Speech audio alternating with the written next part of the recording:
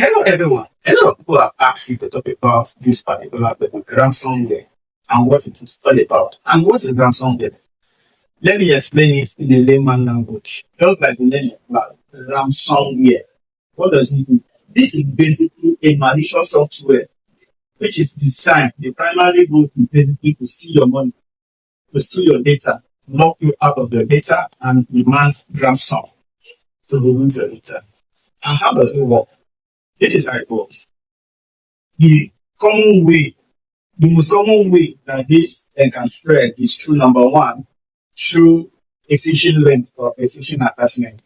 The other time I talked about phishing email and how you can protect yourself. If you do not watch that video, I'll put a link, then go back and watch it. Now that is one of the common way you can be affected by ransomware.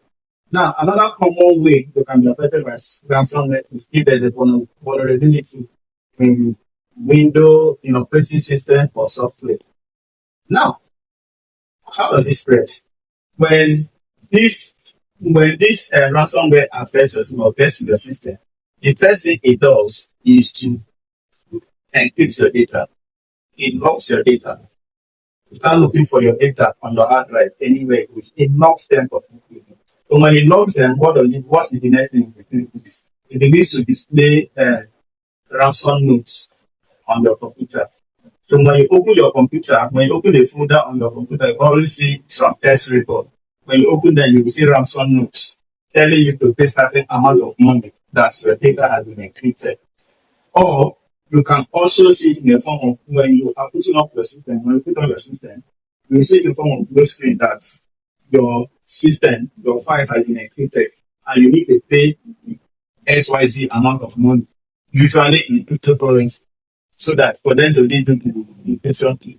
But for any data that is encrypted, we need the encryption key to decrypt the data for you to have access to the data there. And they always usually put a trace on it that if you don't do it within 24 hours or within a certain period of time, you will permanently lose your data. So they do that, they put fear in you so that you will release the money. Now, how can you protect yourself against ransomware?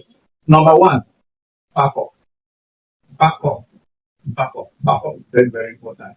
If you have a backup of your data, when your primary data you are using, the data on your computer is encrypted and you can no longer access it, if you have a functional backup somewhere, you can go back to your backup and restore it. So always do backup, and from time to time, always ensure that you test your backup so that you can restore it when the need arises.